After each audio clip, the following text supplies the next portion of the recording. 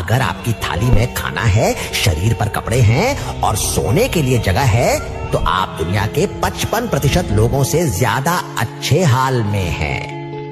अगर आपके पास अपनी मर्जी से खर्च करने के लिए पैसा है और कहीं भी आने जाने की आजादी है, तो आप दुनिया के सिर्फ 8% खास लोगों में शामिल हैं। अगर आप आज ज्यादा स्वस्थ हैं और कम बीमार, तो आप उन लाखों लोगों से ज्यादा भाग्यशाली हैं जो इस हफ्ते दुनिया से चले जाएंगे। और अगर आप इस संदेश को पढ़ और समझ सकते हैं, तो आप उन 50 करोड़ लोगों से ज्यादा किस्मत वाले हैं जो देख नहीं सकते, पढ़ नहीं सकते और जरूरी जानकारी तक नहीं पहुंच सकते। जिंदगी दुखों की शिकायत करने के लिए नहीं, बल्कि उन अनगिनत वजहों को अहमियत देने के लिए है जिनके लिए हमें शुक्रगुजार होना चाहिए। वो चीजें जो हमारे पास होते हुए भी हम अक्सर भूल जाते हैं।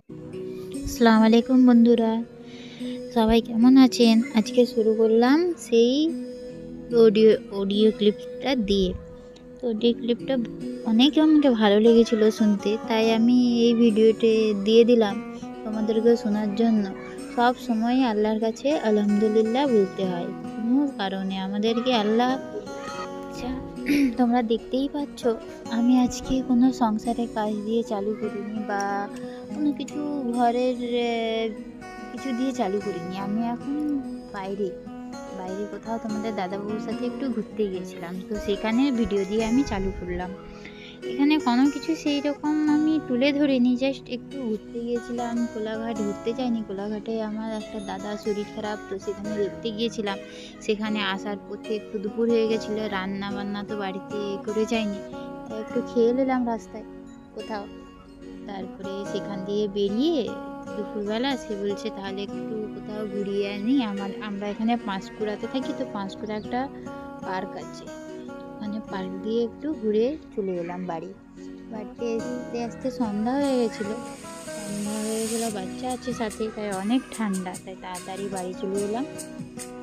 এখন দুদিন দিয়ে এত ঠান্ডা পড়েছে, মানে 8টার আগে বাড়ি থেকে বেরোনোও যায়নি, এইরকম ঠান্ডা। রাত্রেবেলা তাড়াতাড়ি বিছানায় ঢুকে গেলে আর খাবো যে রাত্রে, সেইটাও বেরোনো, মানে বিছানা থেকে যে বেরোবো সেটাও আর ভালো লাগেনি বেরোতে। তো সেই সব ছাড়ো, ঠান্ডা তো সবাই জায়গায় পড়েছে, সবাই বুঝতেও পারছো কীরকম। এখন এখানে তো তোমরা দেখতেই পাচ্ছ, এইটা আমাদের পাঁশকুড়া পার্ক, মমতা দিদি তৈরি করছে। তো এখানে আমরা একটু ঘুরু করছি, আমাদের বাবাও ঘুরু করছে। তার এখানে একটা বরখা গ্যাং আসবে, দেখতে পাবে সবাই বরখা পরে মেয়েরা যাচ্ছে, তাই আমি একটু তুলে দিলাম, দেখতে ভালো লাগছিলো তাই বরখা পরে আছে। এখানে একটু আমরা বেশি আনন্দ হচ্ছে ফুলগুলো দেখে, লাল বেগুনি সব রঙের ফুল আছে। আর বসার জায়গায় মেয়ে ছেলে এখানে প্রেমিকের জায়গা বিশেষ করে বলতে পারো।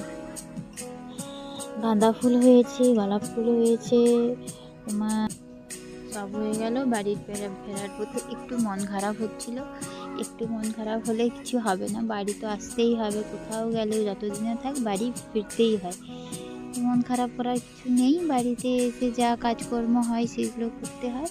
আর নিজের বাড়ির মতো শান্তি কোথাও না, সেটা সবাই জানো। কোথাও ঘুরতে যাও বা কিছুও করো, বাড়ির মতো শান্তি কোথাও কি আছে কারোর? বাড়ির মতো ঘুমিয়ে শান্তি কোথাও নেই। বাই, তাহলে আজকে।